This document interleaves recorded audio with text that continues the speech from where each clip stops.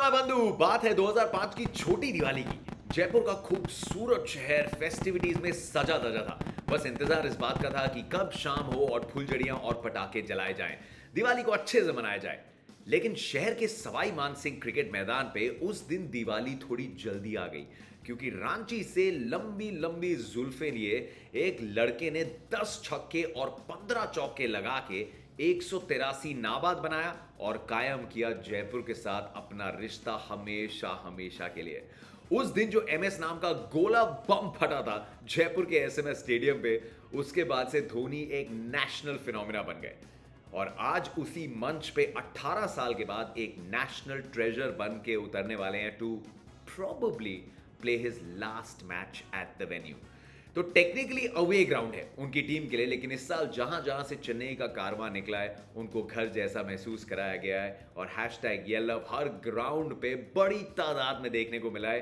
तो आज राजस्थान के इन इमोशंस के बीच में कैसे अलग प्लान्स होंगे चेन्नई एक्सप्रेस को रोकने के, ये बात करने वाले। और इसी के साथ साथ आज कॉन्टेस्ट है आपका और मेरा। अगर मेरी फैंटेसी टीम को बीट करते हो माय 11 सर्कल पे तो बहुत बड़े इनाम जीतोगे। डिटेल्स और बाकी पूरी बातचीत the warm up show brought you by my 11 circle. पहले बम्पर।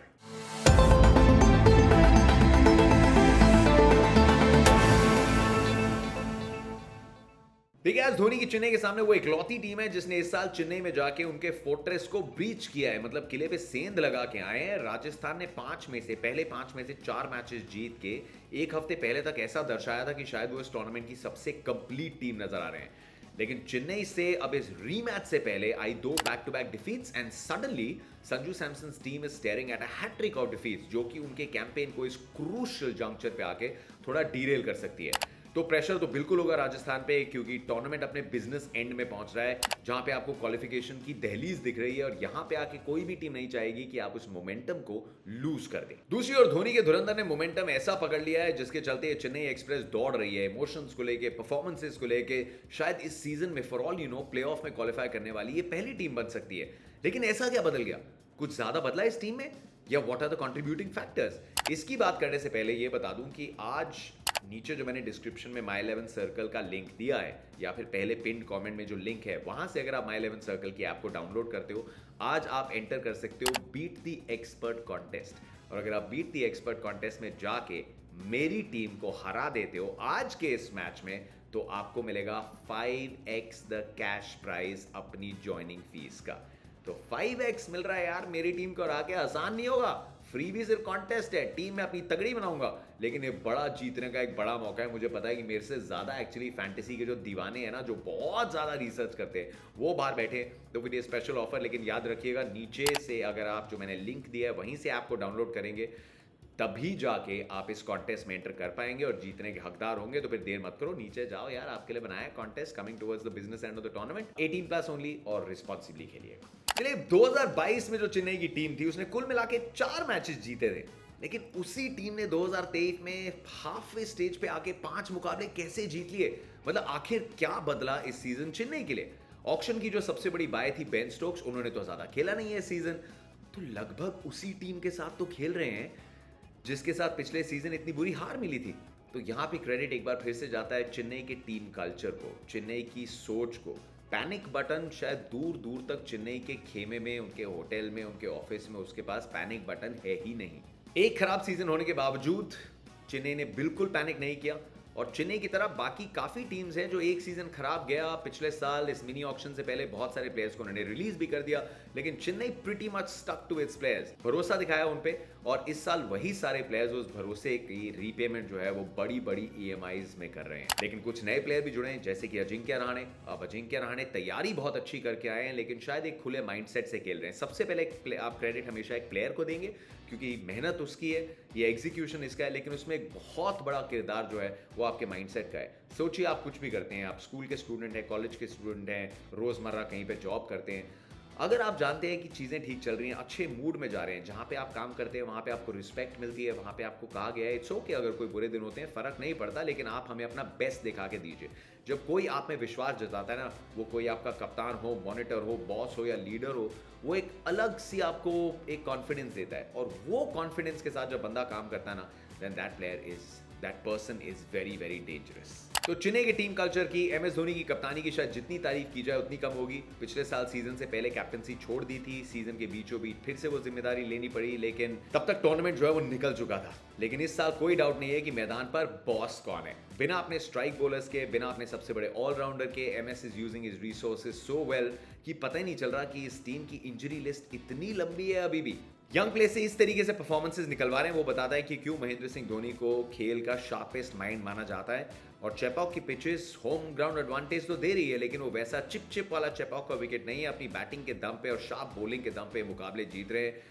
और चेपॉक के बाहर भी धोनी के लिए फैंस का प्यार जो है लगभग हर एक मैदान को इन्होंने होम ग्राउंड बना दिया है। मानो 14 के 14 मुकाबले इस साल चेन्नई के होम फिक्चर्स हैं। तो फिर क्या आज Sawai Mansingh stadium, SMS stadium में आके किसी प्लेयर को एसएमएस किया जाएगा कि आज बदलाव है बाय एमएसडी? चांसेस इसके बहुत कम है, क्योंकि टीम एकदम सेटल लग रही है। कोई छेड़छाड़ करने की गुंजाइश है नहीं। पेस डिपार्टमेंट में एक्सपीरियंस की कमी है, लेकिन मतीशा पथिराणा और मुकेश चौधरी और आकाश सिंह का बहुत अच्छा इस्तेमाल किया जा रहा है। आप उतना मिस नहीं करें ड्वेन ब्रावो को, क्योंकि पथिराणा थोड़ा एक एक्स फैक्टर लेके आ रहे हैं। और स्पिन में रविंद्र जाडेजा ने पूरी तरीके से जिम्मेदारी संभाल रखी है। साथ दे जाते हैं उनका तीक्ष्णा, साथ दे जाते हैं उनका मोइन अली।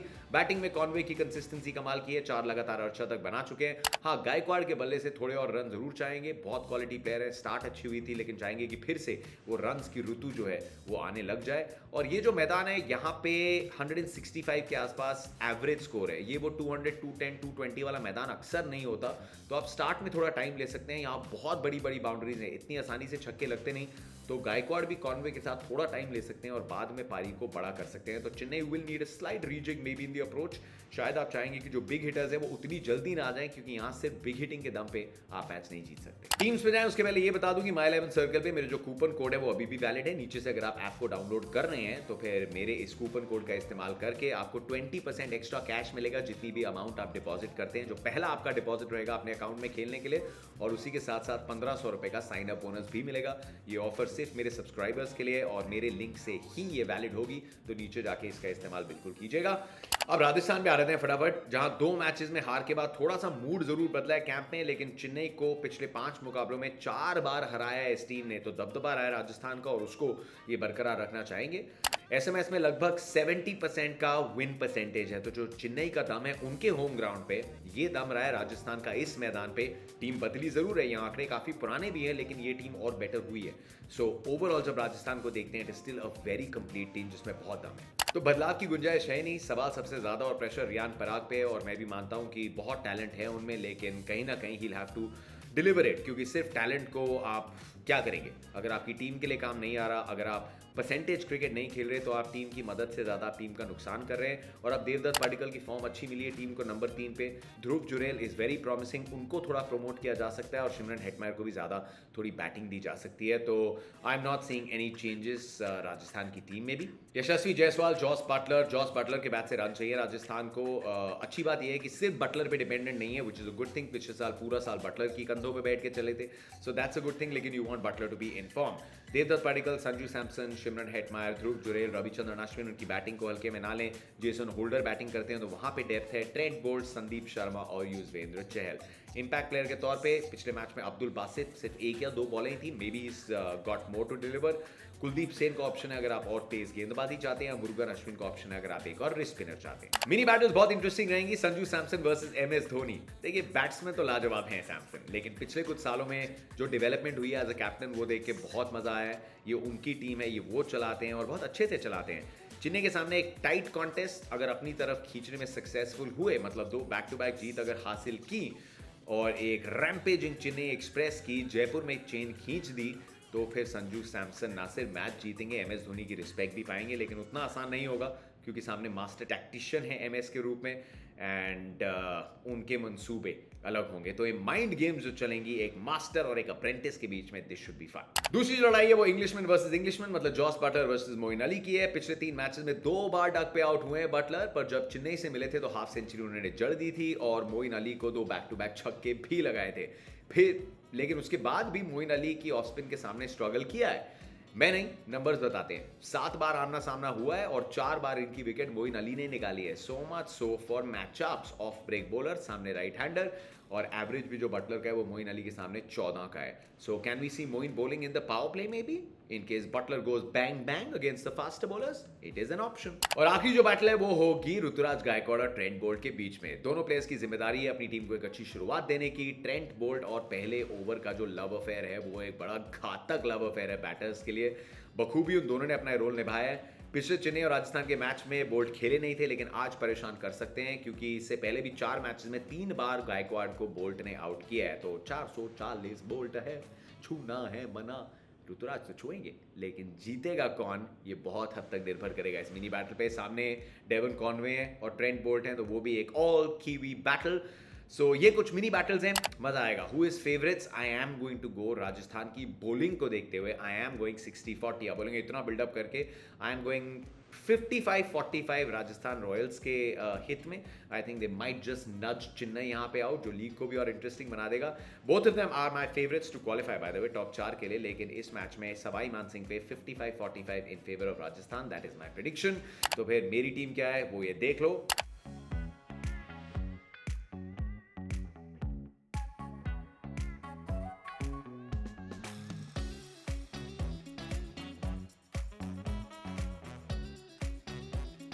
और इस टीम को अगर आप बीट करते हो, याद रखना सेम खिलाड़ियों से नहीं कर पाओगे बीट, आपको कुछ प्लेयर्स अलग करने पड़ेंगे। मेरी कैप्टनसी और वाइस कैप्टनसी चॉइसेस आपकी क्या होंगी, डिफरेंशियल पे क्या होंगे, ये अब आप सोचो। ये मेरी टीम है। I am wishing my team and your team all the very best. हम मिलते हैं स्टूडियो से शाम को 6 बजे।